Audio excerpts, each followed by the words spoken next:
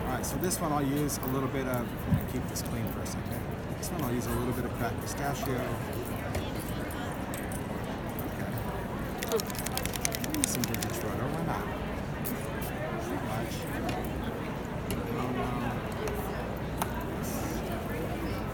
Alright. A little bit of ice spruce. And then, okay.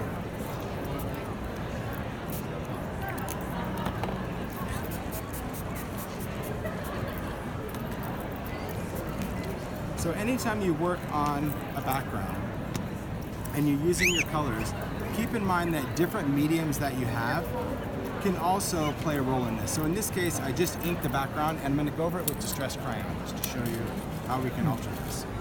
So the wood grain cardstock already comes pre-embossed with a really detailed wood grain. So I like that you can get it as wet as you want and that emboss is still going to stay in there. Makes for a really cool shabby chic. You could have pink wood, or yellow, or green, or whatever. But I do like having a little bit of oxide on this because you can see as it dries, it's getting that cool, old oxidation. Goodness. I'm telling you, oxide sprays, oh my gosh. So good. Because if you did this with a blending tool, and you could, it would just take a long time. That's why it's really all about the delivery system. And for people that are coming on, they're like, oh, so where do I get the spray or the ink pad? It's like, well, how are you going to use it? Yeah, how are you going to use it? Yeah. If you plan on doing a lot of backgrounds, that spray saves a lot of time because it gives really quick coverage. But also, I always think that, anytime you have a medium, you have to understand what it's doing.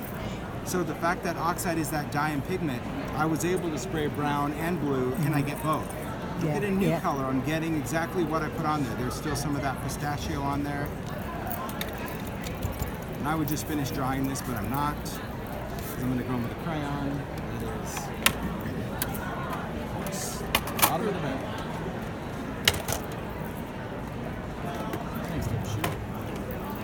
Alright.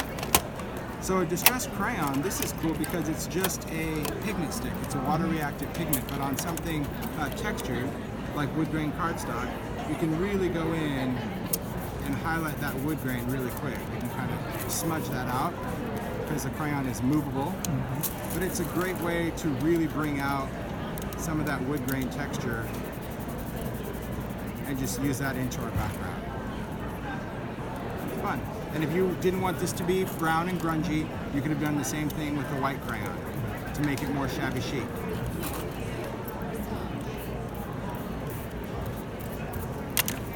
That's just a cool background, a cool piece of paper that could be used for, it's really, really neat.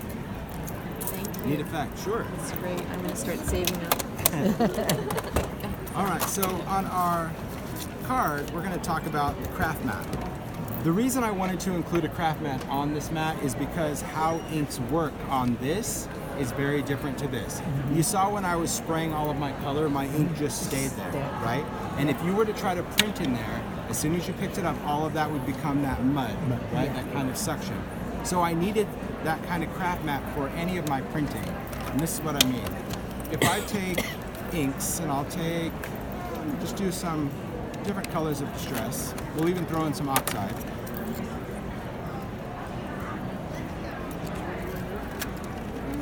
Let's see, what do I have? Oxide. I have red. What do we got in the double shoot? Ooh, salty ocean. I'll take it. Here's some paint. Ooh, there we go. Now, an oxide shows up really nice on this. I know, it's like, ooh, but it's not good. It's not your friend. It's fooling you right now.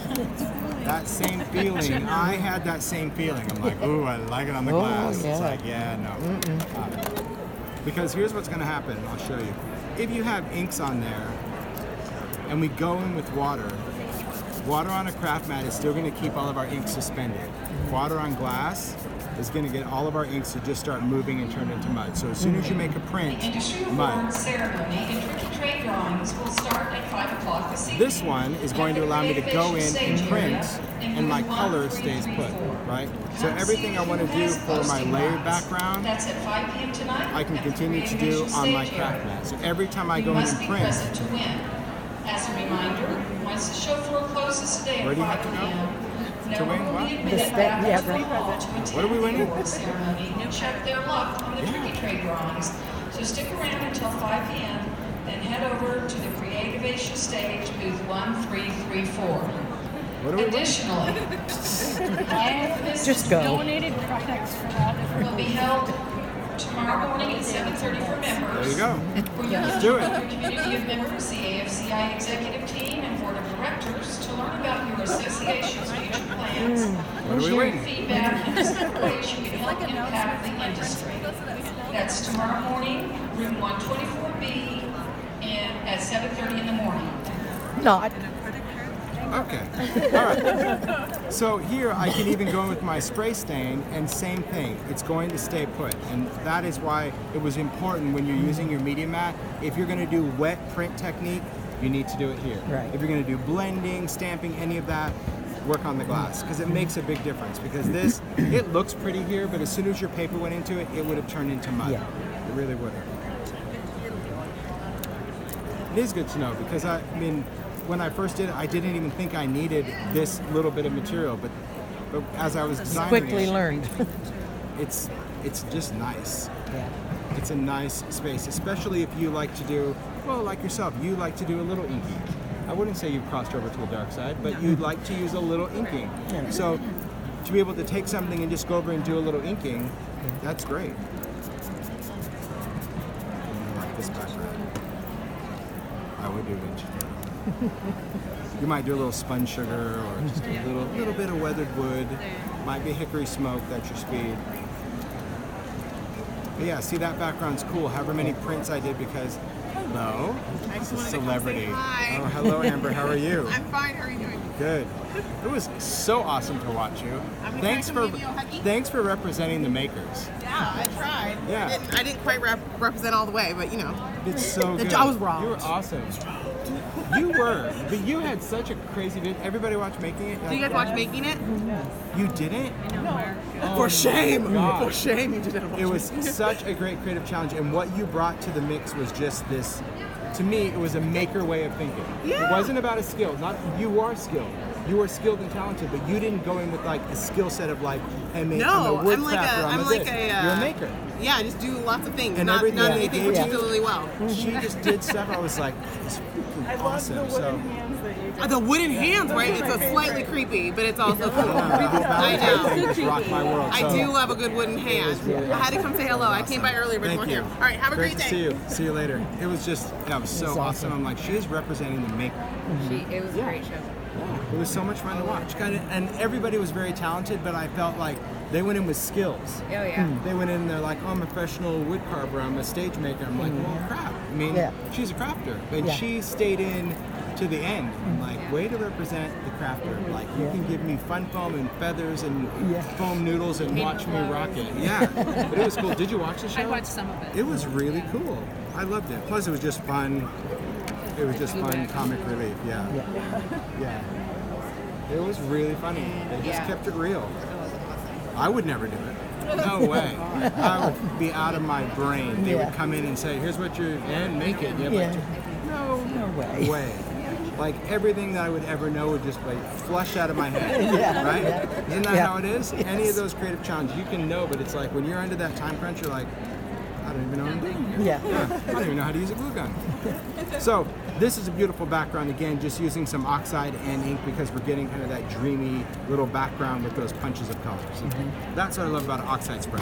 Last thing I'll share with you is the Distress Archivals. Archivals are fun simply because it is an oil-based waterproof ink. The nice thing about this, they're in distress colors. That's it. They don't do anything different. Some people think that they did something different, but this is new to the show because we have 12 distress colors in an oil-based permanent ink formulation of archival. They're sold in these mini ink pads, 3 sets, warm, cool, and dirty. And the nice thing about this is that I can stamp on anything. I can stamp over alcohol ink with archival, I can stamp over oxide, I can stamp over my inked backgrounds, and I have this beautiful permanent ink to do that in. And I have that little vintage tone, and I think that's also really cool when you're working on a background. A feature of archival though, I'll share that instead, because you've all seen basic stamping. I'll show you a trick that you can do with archival. Pretty neat. Because, yeah, it's a trick. Because it's something that you wouldn't normally do. Yeah. So to me, that's kind of a fun trick. Probably one of the first things I learned at Ranger Chemist is like, we're going to learn about ink today. I'm like, okay. We're going to learn about oil and water. Oh, cool. Yeah. Remember, Ranger U is a fun technique. Okay. We're going to start with a piece of glossy cardstock. Okay. So a glossy coated cardstock, really important for this. It can't be matte, it can't be watercolor, it needs to be glossy. Right. Can't be Yupo either. Yupo won't work. Glossy cardstock. Doesn't have to be Ranger brand. It needs to be a glossy cardstock. Because believe it or not, glossy cardstock is the most porous of any paper. If you watercolor on glossy cardstock, the watercolor will be permanent. If you use a marker on there, it's permanent. If you stamped in distress, it would be permanent. So it's kind of weird. But It is what we're weird. going to do Is glossy photo paper the same? glossy photo paper is, it's not the same because that's emulsion based and this is clay based, but some photo papers will work for this technique if it's a cheap one, right? It's like dollar store or whatever, it's Yeah. good. But if it's high end, really nice emulsion, it's gonna get real sticky because emulsion turns kind of gluey when it gets wet.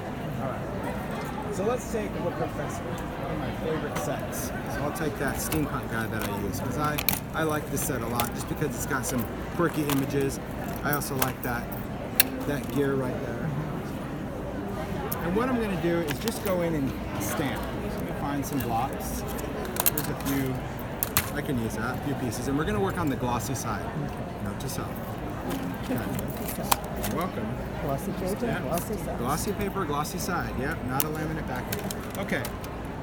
I'll start just by stamping in some colors. Of course, the first one I'll do is black because I want him to be my focal point. This is the Professor, so kind of has a cool way about him. So these are exact miniature versions of the other rectangle pads. Yes.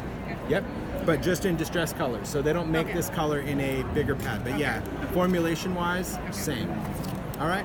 So I'm just going to stamp that. They stamp awesome. They really do. Because that oil, it's got great detail. He's a good one. He is. He's just cool. Or, okay, you can use water, other stuff with archival as well. Absolutely. Yeah.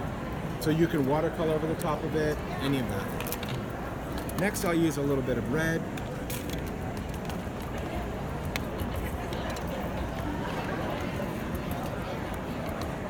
All right. Let's ink that up. Do a little cleanup here. Get a little bit of red out of the center. If you see ink there, don't risk it. All right. And I want that to go kind of through his neck. So I'm just going to edit the stamp. I'm just going to clean the ink off. This way I can just kind of go to the nearest ish and just stamp that out. All right. This way it kind of looks like it's behind you. Okay. Masking, thinking, overrated. Yeah. Don't overthink the ink. Just look at it and go, okay, let me just edit that. All right. Next, we'll take something a little bit smaller, go into another color. We'll take some fossilized amber.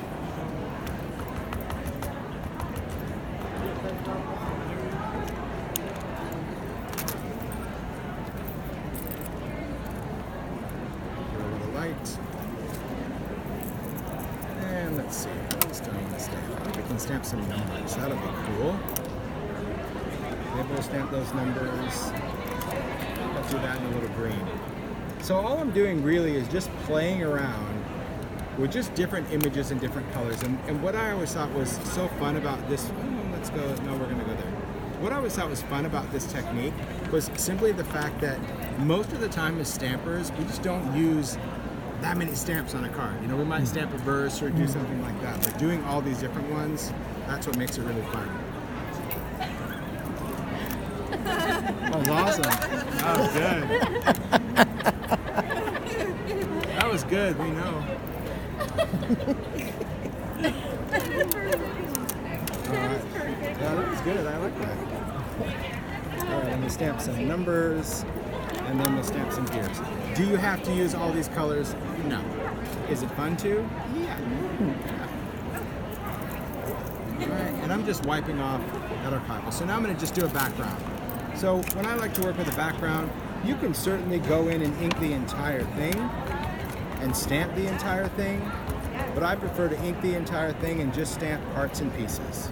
Just create an organic background. And by not putting it on a block, that's going to force you to be organic, okay? Because you're just going to try to hold on to that stamp and just control it the best you can. So this will allow you just to add some elements to it. All right.